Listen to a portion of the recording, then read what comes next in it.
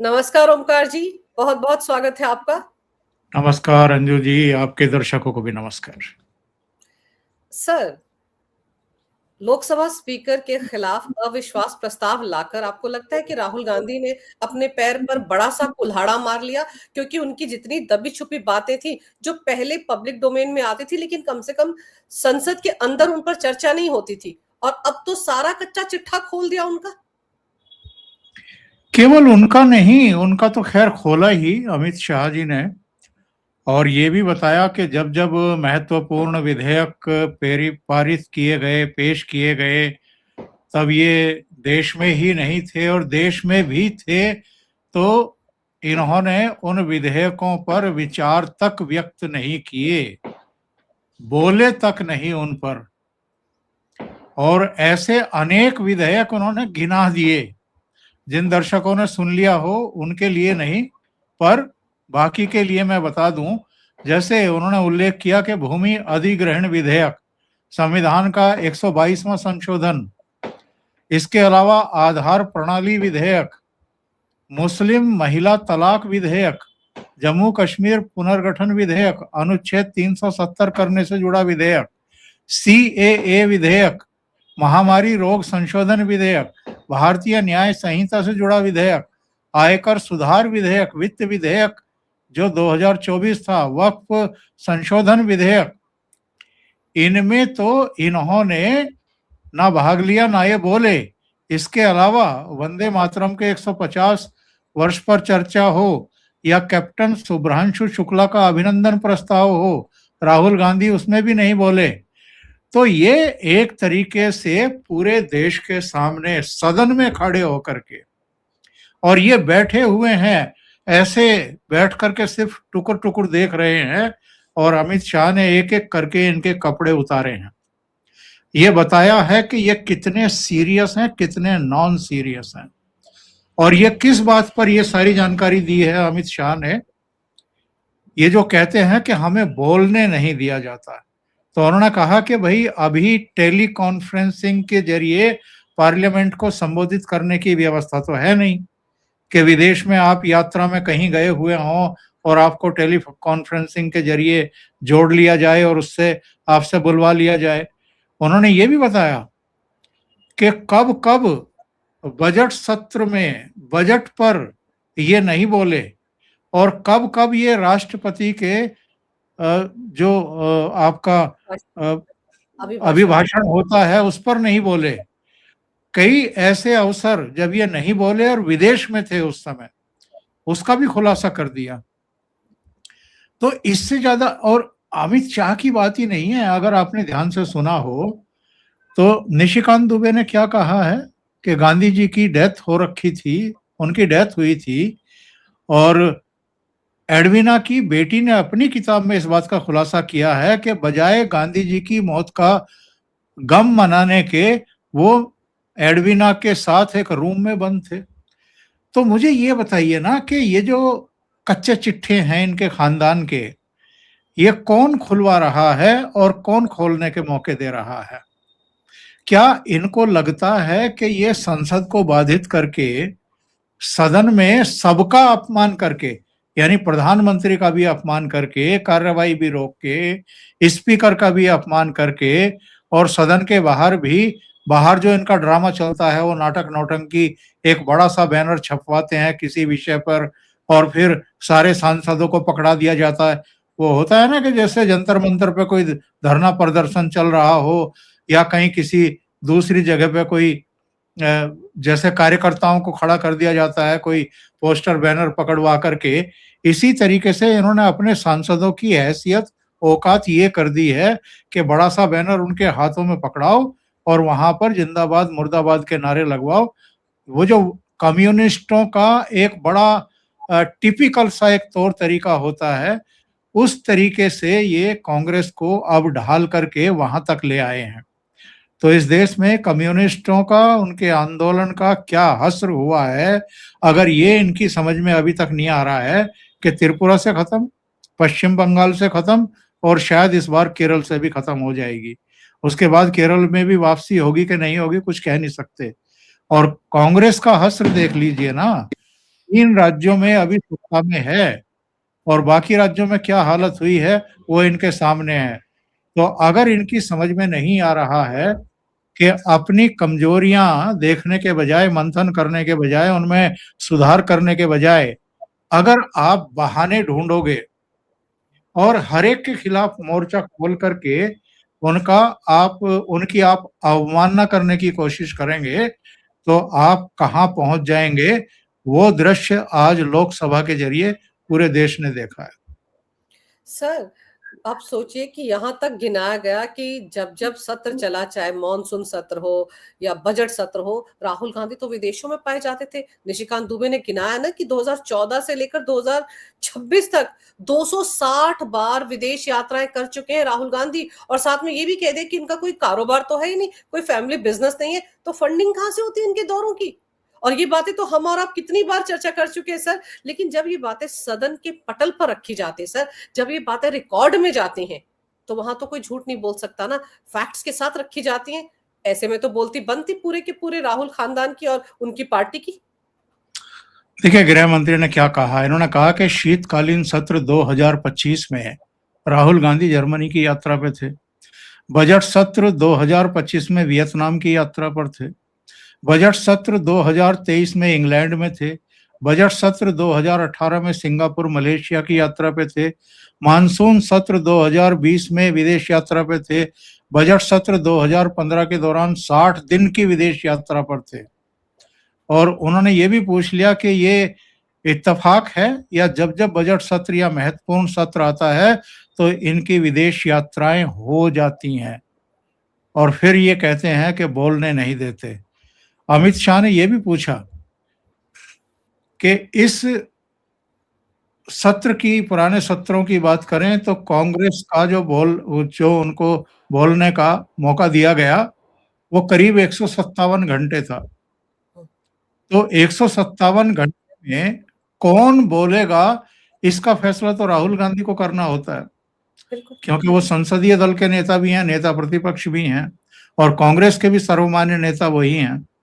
बल्कि कांग्रेस के कई सांसदों ने तो राहुल गांधी से इस बात की शिकायत की, इंक्लूडिंग शशि थरूर, कि भाई हमारी भूमिका क्या है, अगर महत्वपूर्ण विधेयकों पर बोलने वालों की सूची में हम नहीं हैं तो हमें ये बता दो कि हमारी भूमिका क्या है कांग्रेस में या सदन में।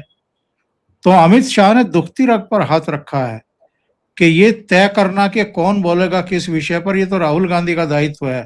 तो राहुल गांधी महत्वपूर्ण मुद्दों पर क्यों नहीं बोलते हैं, ये वो सदन को और देश को बताएं, और कब उनको बोलने से रोका गया है ये भी बताएं। ये जो देश विदेश में जाकर के ये छवि खराब कर रहे हैं सदन की, स्पीकर की, भारत की और संसद की भी, कि उनको बोलने नहीं दिया जाता, कब वो बोलने के लिए ललायित रहे और कब उनको बोलने से रोक दिया गया? कौन रोक सकता है बोलने से? वो अब तो वो नेता प्रतिपक्ष हैं, जब चाहे तब वो बोल सकते हैं। लेकिन अगर आप नियमों के इधर उधर जाएंगे, मान लिया आप 39 मिनट तक बोलते रहे, आपको किसी ने नहीं रोका टोका, 40वें मिनट में आप एम.एम. नरवणे की पुस्तक पर बोलना शुरू करते हैं जो अभी प्रकाशित नहीं हुई है, और वो भी किसी ऐसी मैगजीन में छपे हुए उसके कथित अंशों पर बोलना शुरू करते हैं जो मोदी विरोध और आरएसएस को गाली देने के लिए ही जानी जाती है मैगजीन, और कांग्रेस की प्रोपेगेंडा मैगजीन ही है वो। जानबूझ करके वहां पर ये सब छपवाया गया और फिर उसको उद्धृत करके पार्लियामेंट के सेशन को डिस्ट्रॉय करने की कोशिश की गई। तो आप 40वें मिनट अपने भाषण में अगर किसी आपत्तिजनक मुद्दे पर बोलना शुरू करेंगे तो स्पीकर का दायित्व क्या बनता है कि आपको रोके, आपको टोके और आपको ना बोलने दे। बिल्कुल। तो आप ये कहेंगे बाहर आकर के मीडिया में कि मुझे पार्लियामेंट में बोलने नहीं दिया जाता, या आपका ये बोलना बनता है कि 39 मिनट तो मैं बोल लिया था, पर 40वें मिनट में जब मैं इस मुद्दे पर बोल रहा था तो मुझे बोलने से रोक दिया गया। यानी जो आप 39 मिनट बोले हैं, आप कह रहे हैं कि मुझे उतना भी नहीं बोलने दिया गया है। तो ये जो आप लोगों की आंखों में धूल झोंकने की कोशिश करते हैं, उस मुद्दे पर भी आज अमित शाह ने इनको नेक्ट किया है। सर, उन्होंने तो सीधे सीधे कहा कि अगर नियम कायदे समझ में नहीं आते हैं कि कैसे संसद में रहकर व्यवहार किया जाए, कैसे बोला जाए, तो उनकी पार्टी में सीनियर नेता हैं, शशि थरूर साहब हैं, उनसे जाकर पूछ लें, वही कुछ सिखा दें उनको, तो इससे ज़्यादा और धुलाई क्या होती सर राहुल गांधी की? नहीं नहीं, उनको तो ये कुछ मानते नहीं ना। इस खानदान की सबसे बड़ी बीमारी और सबसे बड़ी कमजोरी ये है कि इनको ज्ञान चाहिए नहीं। ये तो ज्ञान बांटते हैं। इनको लगता है कि हम तो ऐसे खानदान में पैदा हुए हैं, ना हमें जो विधेयक पेश किए जाते हैं उनको पढ़ने की जरूरत है, ना हमें उस पर कुछ तैयारी करने की जरूरत है बोलने के लिए, और ना हमें उस पर बोलने की भी जरूरत है।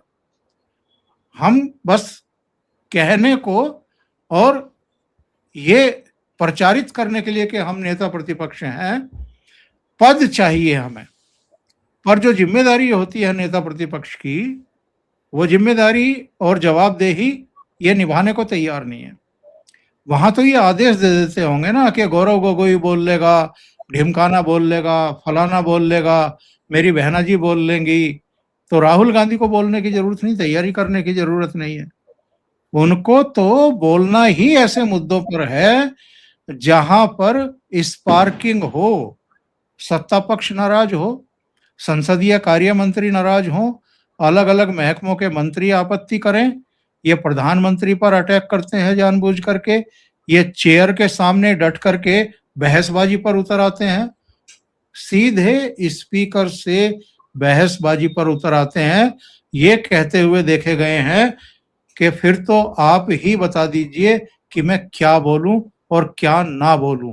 ये चेयर से कहते हुए दिखाई दिए हैं ये।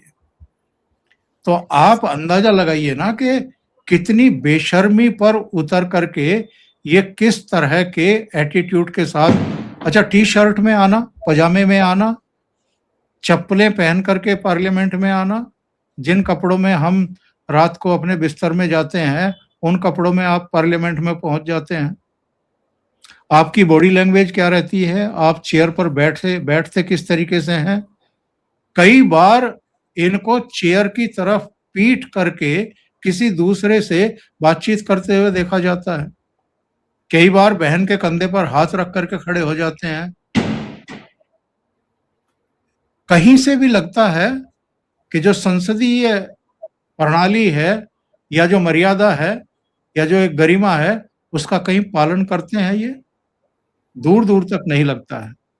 और किसी और का ये अपमान या किसी और की अवमानना नहीं कर रहे हैं, किसी और की छवि खराब नहीं कर रहे हैं, ये बता रहे हैं कि मैं इस पद के लायक भी नहीं हूं जो पद किसी तरह से इस बार तीसरी बार में मिल गया, उस पद के लायक भी नहीं, बल्कि सांसद बनने के लायक भी नहीं हूं। सांसद भी शायद इसलिए बन रहा हूं कि किसी खानदान विशेष को ताल्लुक रखता हूं और कांग्रेस पार्टी के टिकट पर लड़ता हूं। सर, अमित शाह ने तो ये भी बता दिया कि वो किस तरह की हरकतें करते हैं संसद के अंदर, और वो सवाल उठा रहे हैं ओम बिरला के कंडक्ट पर, जबकि उनका खुद का कंडक्ट कटघरे में है। कभी आंख मारते हैं, कभी फ्लाइंग किस करते हैं, कभी आकर पीएम मोदी के गले पड़ जाते हैं। सारा देश देख चुका है और सारा देश अब उसी दृष्टि से इनको देखता भी है। देखिए, बात ऐसी है, मैं शायद पहले भी आपके प्रोग्राम में जिक्र किया था कि जब अटल जी प्रधानमंत्री थे तो मैं लोकसभा कवर करता था, उन दिनों अमर उजाला में हुआ करता था, और बड़ा सम्मान नेता प्रतिपक्ष का भी था। पूर्व प्रधानमंत्री भी उस समय सदन में हुआ करते थे, आई के गुजराल से लेकर के, और चंद्रशेखर भी जीवित थे। अटल जी बोल रहे हैं तो पिन ड्रॉप साइलेंस होता था। चंद्रशेखर बोल रहे हैं, अटल जी बोल रहे हैं, चंद्रशेखर कुछ कहना चाहते हैं, अटल जी बैठ जाते थे, उनका सुनते थे पहले, फिर खड़े होकर के भाषण देना शुरू करते थे। इतनी तैयारी के साथ नेता आते थे। उस समय तो सारे जहाज हुआ करते थे भाई, सोमनाथ चटर्जी से लेकर के, और इतने बड़े बड़े मतलब संसदविद थे, और कितनी तैयारी के साथ आते थे। हर एक के बगल में एक फाइल का पलंदा होता था और उसमें कुछ येलो कलर की, ग्रीन कलर की, व्हाइट कलर की पर्चियां लगी होती थी, उस पर लिखा होता था किस विषय का ये पेज है। और जब बोलना शुरू करते थे तो वो जो बाहर, कभी आप पार्लियामेंट गई हो तो बाहर की तरफ ही, जहां लोकसभा गैलरी, प्रेस गैलरी है, उसके बाहर की तरफ एक स्टॉल थी चाय की, तो हम कई बार वहां पर गप्पे मारने के लिए और चाय पीने के लिए खड़े हो जाते थे। उस समय जावेद अख्तर, शबाना आजमी ये सब भी पार्लियामेंट में थे, आगे पीछे। तो कई बार इनको पकड़ करके, दूसरे सांसदों को पकड़ करके ऑफ द रिकॉर्ड बहुत सारी बातें होती रहती थी। और जैसे ही पता लगता था कि कोई बहुत महत्वपूर्ण स्पीच होने वाली है, तो सब चाय वाय छोड़ छाड़ करके आधा कप वैसे ही, और हम लोग फिर भागते थे प्रेस गैलरी की तरफ। अब याद है किसी को कि कोई गंभीर भाषण विपक्ष की तरफ से हुआ हो, तैयारी के साथ कोई आया हो भाषण देने के लिए? भाई मुझे बताइए, आप टीएमसी के नेता कोई गंभीर भाषण देते हैं क्या? समाजवादी पार्टी के देते हैं क्या?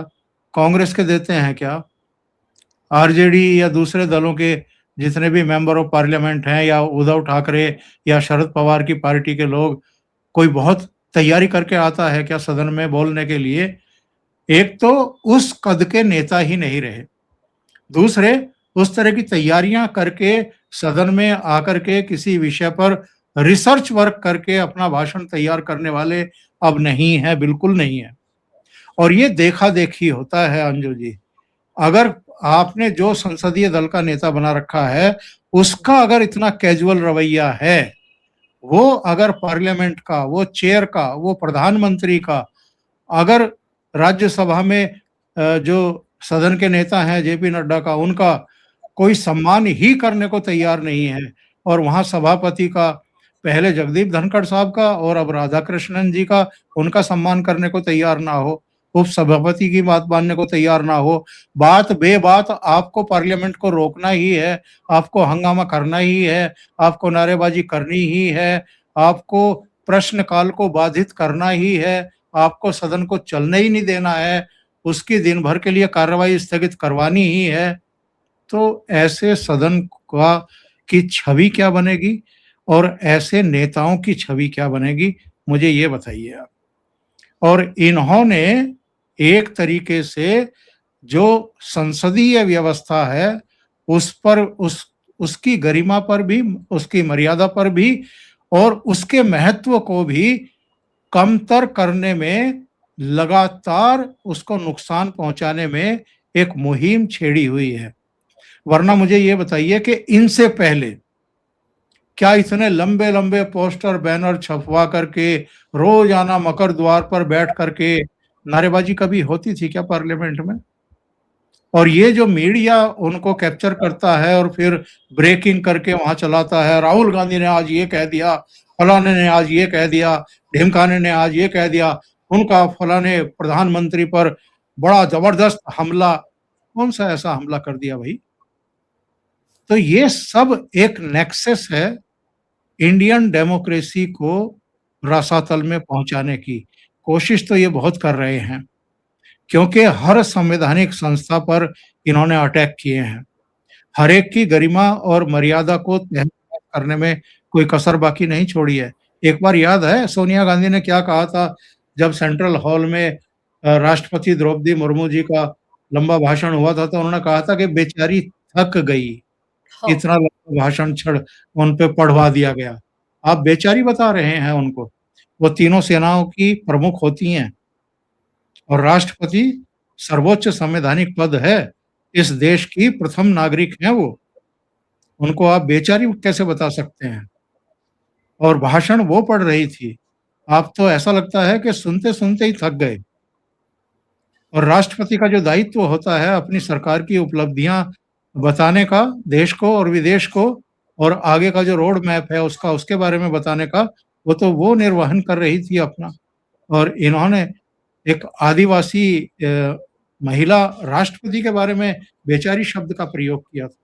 इसी तरीके से आप अगर ध्यान से देखें तो प्रधानमंत्री नरेंद्र मोदी खुद तो कभी नहीं कहते हैं कि मैं पिछड़े समुदाय से हूँ, लेकिन वो हैं, और किस पिछड़े समुदाय से हैं ये भी सब जानते हैं। लेकिन पिछड़ों को लेकर के, दलितों को लेकर के जिस तरह की राजनीति इन्होंने की है, क्या वो इनको शोभा देता है? इनको दिखाई नहीं देता है कि राष्ट्रपति कहाँ, किस समुदाय से आते हैं, प्रधानमंत्री किस समुदाय से आते हैं, इस देश के अलग-अलग राज्यों के मुख्यमंत्री किन-किन जातियों और समुदायों का प्रतिनिधित्व करते हैं। लेकिन इनको हिंदुओं को विभक्त करना है और मुस्लिमों को एकजुट रखना है, और कुल मिलाकर के इनका ध्येय यही है। और जो देश इस समय एक्चुअल में विकास पथ पर दौड़ रहा है तेज गति से, इनको उसे भी बाधित करना है किसी भी तरीके से। जो पूंजी निवेश का एक वातावरण बन रहा है, दुनिया भर के देशों से जो पूंजी निवेशक भारत की तरफ देख रहे हैं, और अभी तो इनको बहुत बड़ा धक्का लगा है ना, जब यूरोपियन यूनियन से लेकर के अमेरिका तक, यूनाइटेड किंगडम से लेकर के तमाम देशों ने हमारे साथ जो है एफटीए साइन किया है, तो जी। इनको लग रहा है कि देश इतना तेज गति से क्यों भाग रहा है, इतनी प्रगति क्यों कर रहा है, दुनिया भर के देश हमारे तरफ उम्मीद भरी नजरों से क्यों देख रहे हैं, इसलिए रायता फैलाइए। तो बिल्कुल सर, आज बिल्कुल आपने ये जो बुधवार का दिन गया है, बहुत लंबे समय तक इनको याद रखना चाहिए, रहना चाहिए, अगर थोड़ी बहुत संवेदनशीलता और समझदारी भीतर है तो। क्योंकि इनके सारे कारनामों को आज देश के और दुनिया के सामने उघाड़ करके रख दिया है अमित शाह ने। सर, क्या इसी से डर के ये लोग एक दिन पहले जब मंगलवार को उन्होंने रायता फैलाया, नहीं, नहीं हम इस पे बात नहीं करेंगे, हम तो ये जो खाड़ी देशों का युद्ध हो रहा है इसके बारे में बात करेंगे, हम अर्थव्यवस्था को लेकर बहुत चिंतित हैं, इस पर बात करेंगे। यानी कि इनको आभास हो गया था कि इन्होंने तो खुद अपना पैर कुल्हाड़ी पर रख दिया और अब तो जो होगा देखा जाएगा। तो इसलिए शायद ये लोग पलट गए थे कि हमको तो बात ही नहीं करनी इस मुद्दे पर। और सर, अब जब ये सारी बातें सरकार की तरफ से रखी गई, राहुल गांधी मतलब कहीं मुंह दिखाने लायक नहीं बचे हैं, उनकी हर एक चीज को पूरी तरह से बेनकाब कर दिया गया है। और फिर मौका दिया गया कि जब आप अविश्वास प्रस्ताव लेकर आए हो तो जावेद जो है उनसे कहा गया कि आप इसको कंक्लूड करिए, तो ये सब लोग नारेबाजी लगा रहे थे, माफी मांगो का शोर मचा रहे थे। सर, कंक्लूड करने को कोई तैयार ही नहीं हुआ, सब भाग खड़े हुए, तो क्या मतलब था इस अविश्वास प्रस्ताव का? मुश्किल से लंगोटी बची थी, बाकी तो सारे कपड़े उतार दिए थे अमित शाह ने एक एक करके। तो उस लंगोटी में कम से कम पतली गली से भागने का मौका तो था इनके पास, वरना मुंह दिखाने के लायक नहीं बचते ये। ऐसी हालत कर दी आज अमित शाह ने इनकी कि वाकई मुंह दिखाने के काबिल नहीं है। लेकिन मैं तो कल से देखूंगा इनका एटीट्यूड क्या रहता है, क्योंकि कल ओम बिरला साहब, यानी बृहस्पतिवार की सुबह 11 बजे ओम बिरला साहब चेयर पर होंगे, और इनका एटीट्यूड क्या रहता है।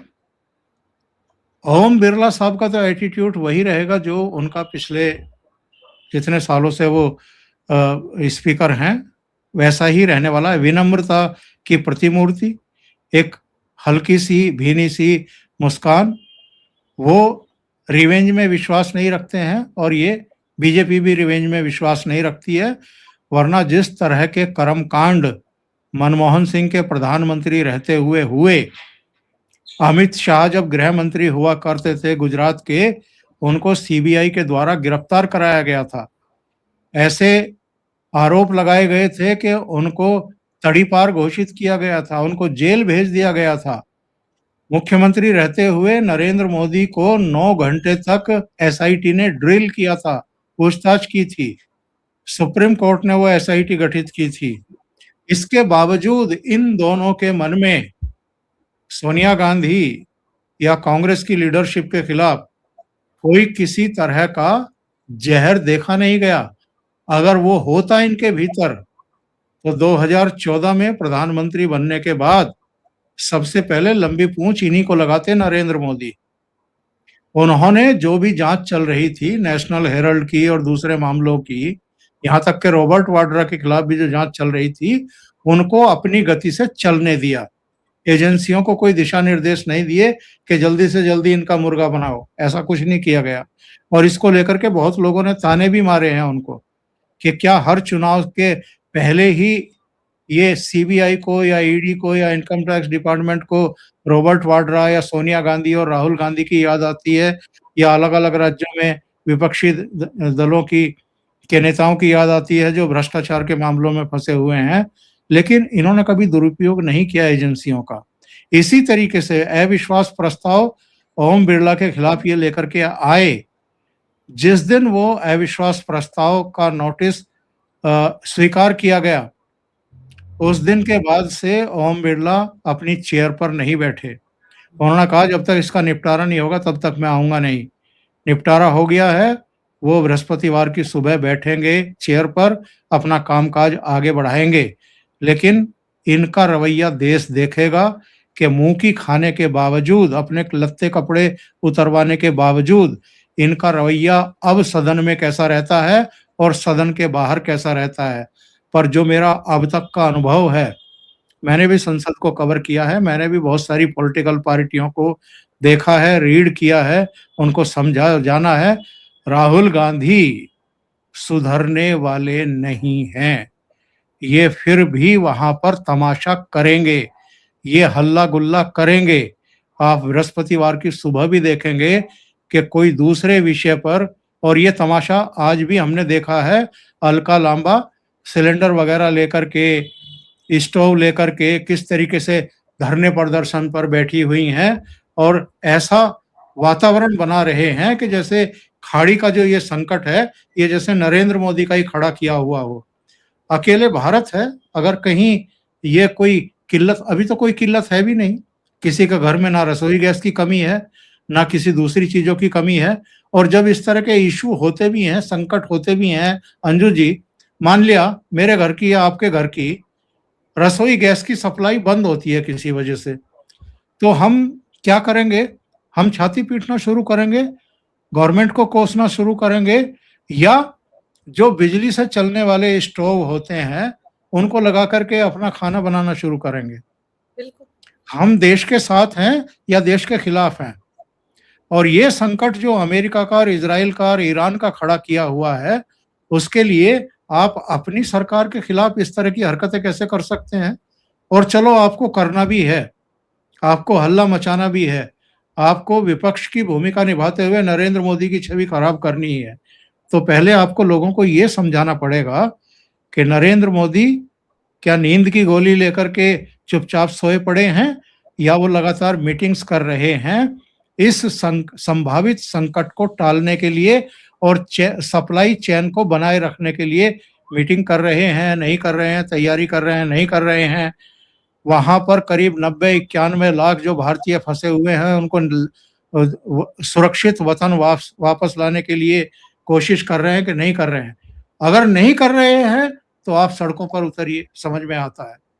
लेकिन अगर कर रही है सरकार वो काम, तो फिर आपका सड़कों पर उतरना और ये भोंडा प्रदर्शन करना, ये सबकी समझ में आता है कि आप क्यों कर रहे हैं।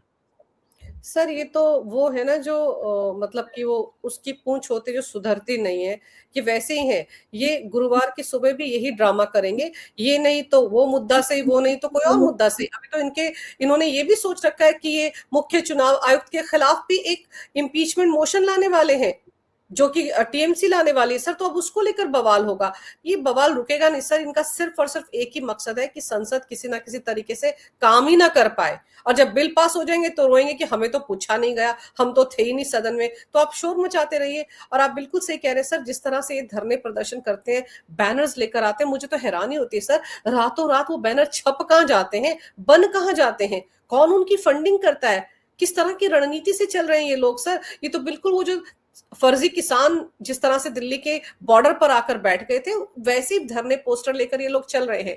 लेकिन आप सही कह रहे हैं सर, देखना होगा कि ये लोग आज यानी गुरुवार को किस तरह का रवैया रखते हैं। अगर थोड़े बहुत सुधर गए होंगे तो शायद संसद की कार्रवाई चलने दें, अगर नहीं सुधरे होंगे तो फिर वही ड्रामा जो बाहर करते हैं वही अंदर करेंगे। और इनके पास तो अब सिलेंडर का, गैस का, एलपीजी का, ये सारे मुद्दे हैं सर, इनको इस तरह से उठाएंगे ताकि लोगों के पीछे पैनिक फैले, क्योंकि पाकिस्तान में भी ये सब कुछ चल रहा है। इनको लगता है क्यों ना अपने देश में भी रायता फैलाया जाए।